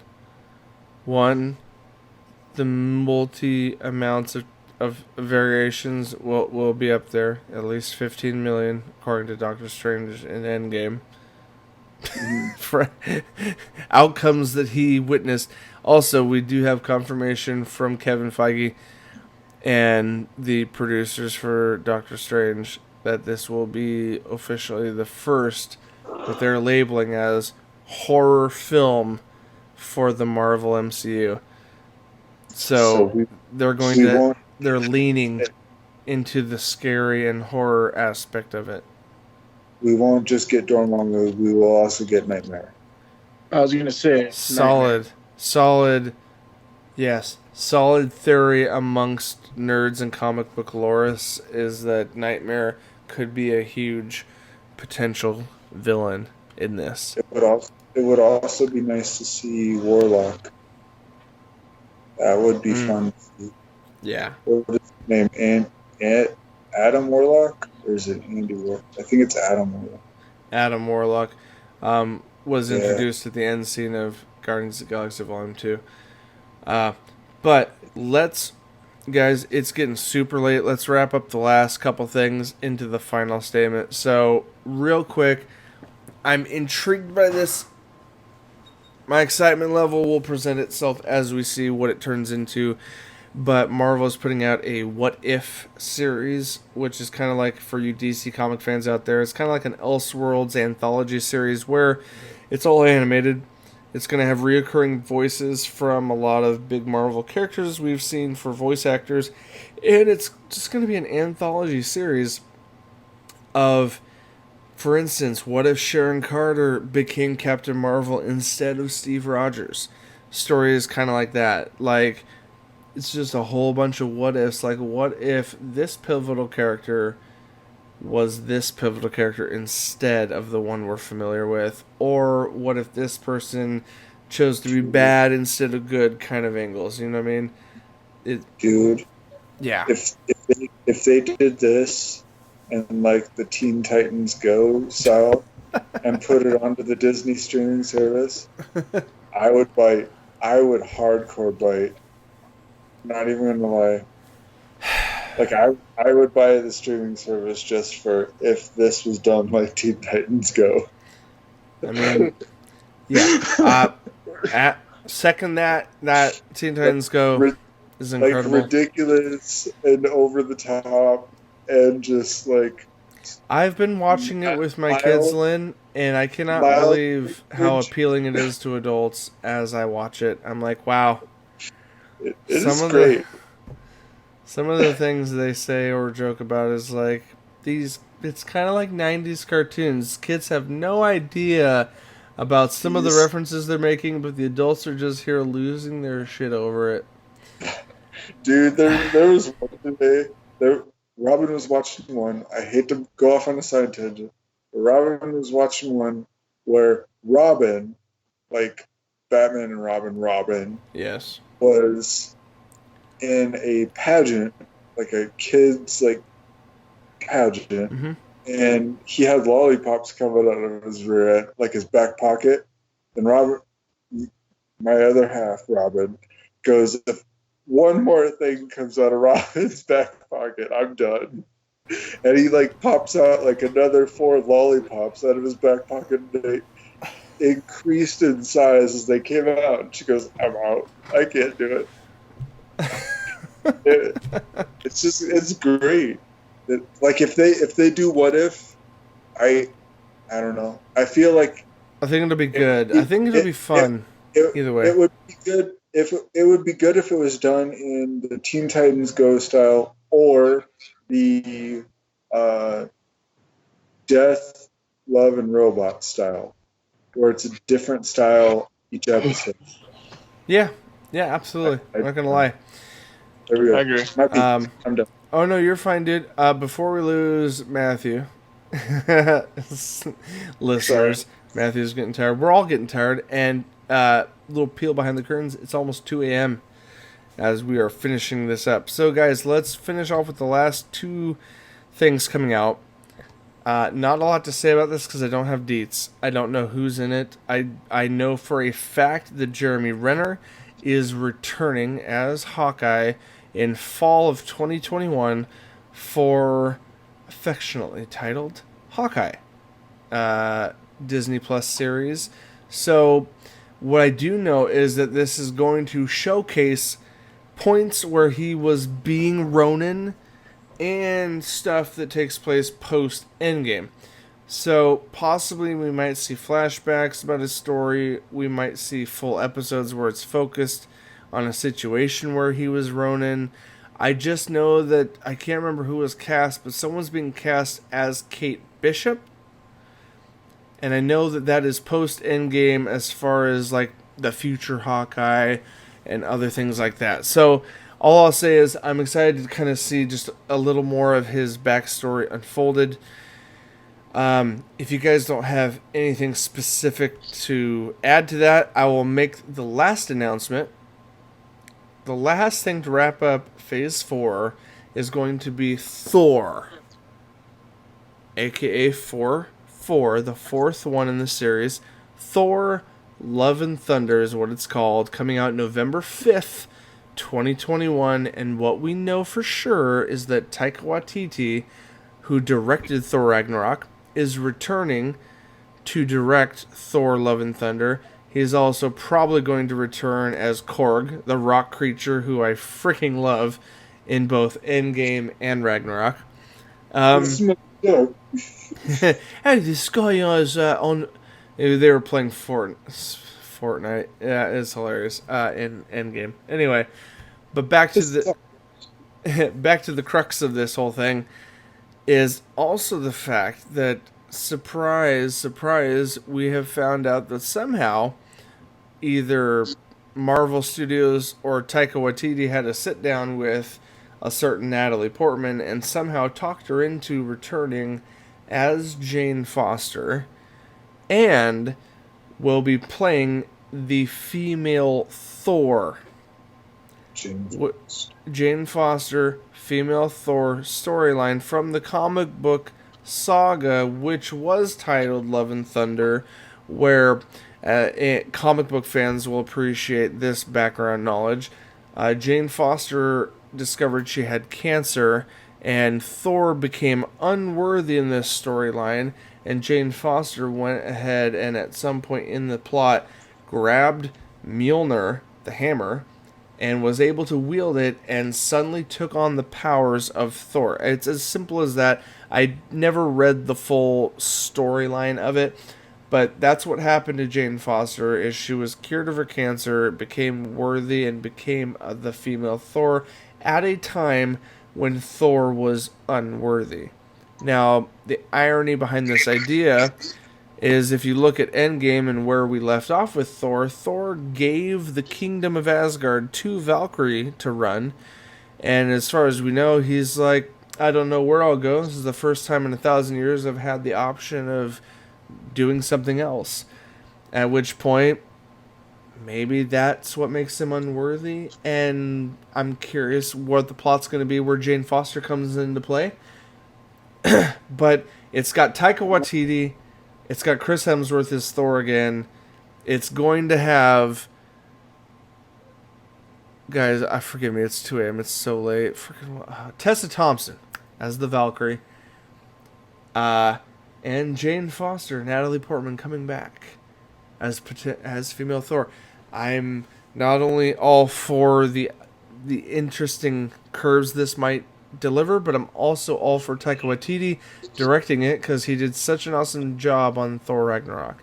Guys, I leave this episode with you guys. Give me your thoughts and excitement level, and then we'll close out the show.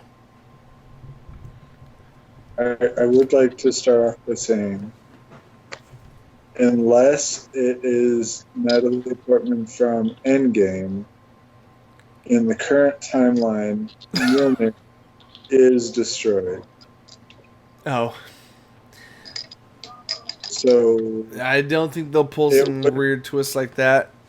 It would have to be when they went back, they messed the timeline up by like Thor hugging his mom or something, and there's some kind of weird loophole where it does allow her to be cured of her cancer.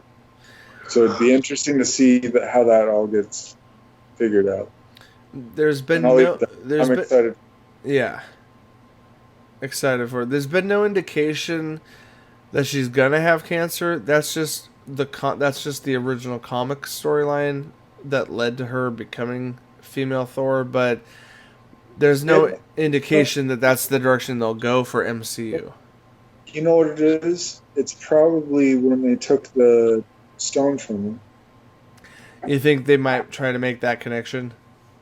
That's probably the way that they'll do it, is that they did it that way. Possibly. Matthew. Oh, sorry. But pass it on. One thing I'm kind of excited for is that Jeff Goldblum actually kind of said that he would be reprising his role as... I heard that. It's birthday. And I would never be against it. Yeah. Love Goldblum so much. It might be only for like 2 minutes, but at the same time, I love Jeff Goldblum, and I will pay just to go see those 2 minutes. Not even gonna lie. Best 2 minutes worth $20. Well, guys, on a side note, and much to the miracle of my children still being asleep right now, because I know the baby would be awake right now if it were not a miracle. It's 2 a.m. for us, and we're gonna wrap this shindig up. It's been fun deep diving into the Marvel Phase 4 lineup and announcements. Guys, we will come back at you later in the week with other exciting things that have been happening. We absolutely needed to get on here and talk about the future of Marvel. So thank you for joining us. Sorry Nick could not make it. We will have to hunt him down and hope that he can join us on the next. I wish he could. I know. I hope he could have listened to it like a 5 a.m. episode. This could have been a 5 a.m. episode. And spank his butt. I mean, what? Matthew, you are delirious. Let's not jump into those kind of threats.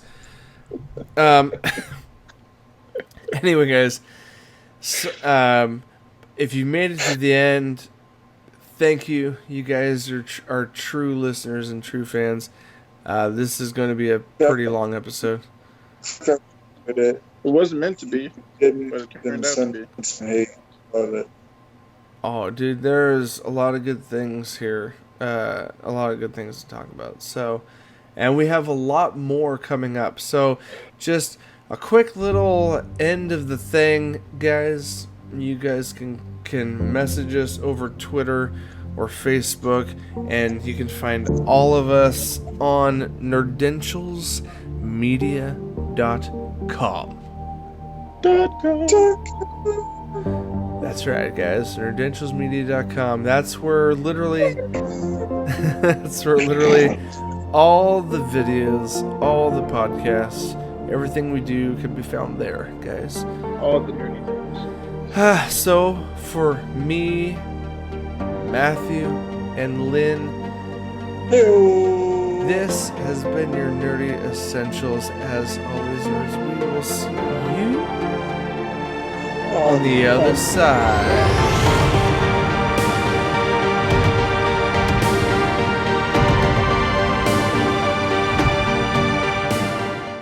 To the left. Oh, wait. There was only, and you know what I appreciate is that I paused long enough and I just waited for the first line from either of you and I just jumped right in, and there was like no hesitation.